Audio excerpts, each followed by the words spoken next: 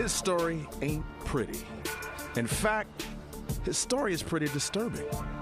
Actor Wood Harris knows both sides of Barksdale's story. He plays the notorious Avon Barksdale character who was a powerful Baltimore gangster in the HBO series The Wire. Now, the show's creator calls him fiction. This environment is real. People watch this show, they don't even be knowing. They think we making it up stuff. In real life, this is Nathan Avon Barksdale. My baby mama live right there, but she ain't in the house. I sent for something cold to drink, but she ain't sent it. Good thing she probably just come out acting crazy, you know? So, fuck my yellow jacket up, you know what I mean? In real life, during the 80s, Barksdale was a notorious and resilient businessman. However, most people would call him a drug dealer or a drug kingpin. He had a knack for cheating death. Some of Barksdale's real violent battles are documented by former newspaper journalist David Simon. Now, Simon is also the creator of the critically acclaimed TV series The Wire. Simon says that The Wire is fiction. But it's more than coincidence that the names Barksdale, Marlowe, and others who are composite characters in the TV show are also familiar names Simon used to write about during his days as a reporter in Baltimore. Barksdale says he's okay if Simon and others use his name. Come back with the water. He's even okay if some of the stories he sees on TV are remarkably similar to stories he lived or knew about when he was a gangster.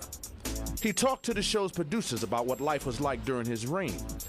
But he also told them, you better not cross the line. I was this crazy, man. I was in the joint. I was this crazy. I said to the man, don't make me no rat and don't make me no snitcher. Since y'all say, you know, it ain't nothing I can do to stop it, just don't do that and I won't kill your ass. Barksdale's mother, Emma Barksdale Greer, says that she hasn't seen much of the show The Wire. The former school teacher, real estate investor, and mother of 5 boys says it's not her kind of show. I saw part of it, but it was so embarrassing I never looked at it again. I couldn't relate to it. Embarrassing hearing your son's name? Well, you know, I just couldn't relate to it. You know, normally I just don't like stuff like that anyway. You know, some people are uneasy that the real Barksdale's out of jail and walking the streets again. Perhaps they remember some of the things they heard and some of the things that Simon wrote about as a journalist. Maybe they remember some of the things documented on TV newscasts and in Simon's newspaper articles back in the 80s when Barksdale was in power. The 2 suspects in the apartment, one a 16-year-old, the other 25-year-old Nathaniel Barksdale, were injured in the gunfire. In a few interviews, Barksdale talks to actor Wood Harris about his disturbingly unbelievable life. Leaving the studio for a more familiar environment, Barksdale also tells his story in an old boxing gym where he met some of his old friends. Always on the move, this time in one of his club hangouts, he shared some thoughts about old friends, fights with enemies, and an impressionable childhood. You know, Barksdale's life as a kid may have contributed to his actions as an adult.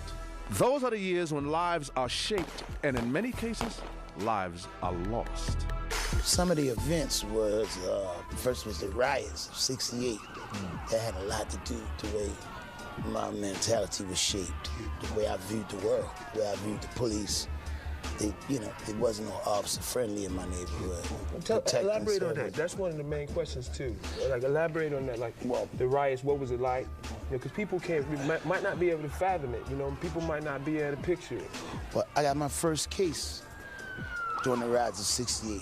Martin Luther King was gunned down, and black cities were just going up. Yeah, went crazy, right? And went crazy. You know, well, rebelled. They were mourning him, and that's how we do. You know, sometimes we act out, and we went and got us some of that money, man. Barksdale grew up in Baltimore's roughest projects, and he found himself having to fight over and over and over again. Early on, fights were just downright petty and revolved around just his name. Wait, you said it was Nathan Avon. Nathan, man. Nathan, my fault, Nathan. Nobody call me no Avon. My fault. Tell us about that, the birth name. Oh, I had big trouble about that shit in the projects, man. They would, they would call you the Avon lady and shit. Oh, no. And so, you got to fight and shit all the time. In the projects, in the Avon, everybody's telling the same corny joke. So how they start calling you Bodie? I was whooping niggas' asses for calling me Avon. You know what I mean? Oh, he didn't like that. He was named after Avon Cosmetics. Where'd that come from? Avon Cosmetics, really. That's where it really came from. I used to sell Avon. I like Avon. Well, did the kids tease you about it? Yeah. Yeah. And what would you tell them to do? Or how to handle it? Like it's your name, you should be proud of it.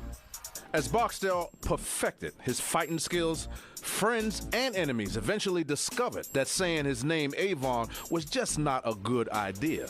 The name Avon gave way to the nickname Bodie. Now, although Barksdale says he doesn't really remember when or why people started calling him Bodie, his mom says her recollection is clear.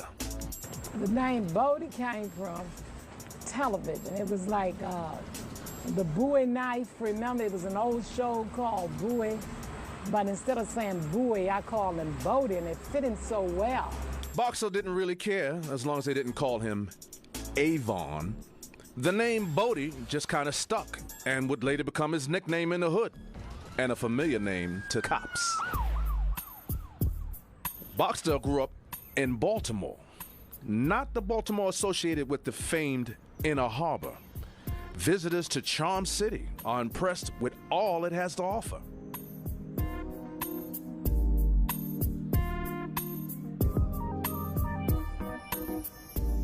In the non-tourist areas, it's a healthy mix of middle and upper income neighborhoods.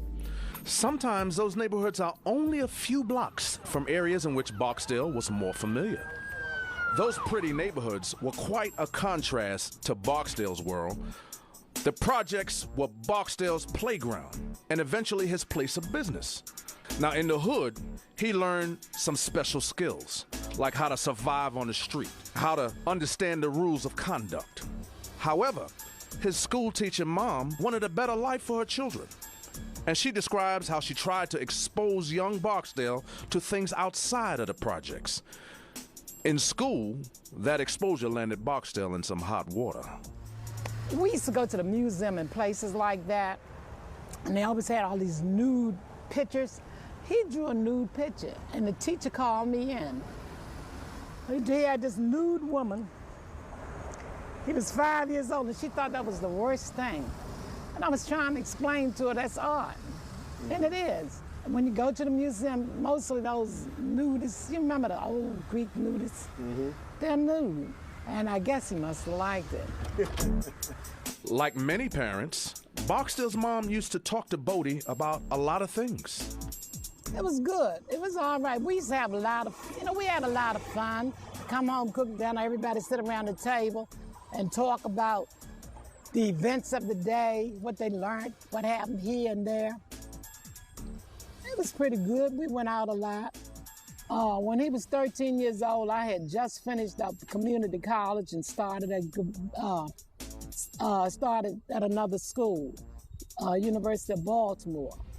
So, and I was carrying full credits. So I did have, and I just believed wasn't no police is coming. He was going to school every day.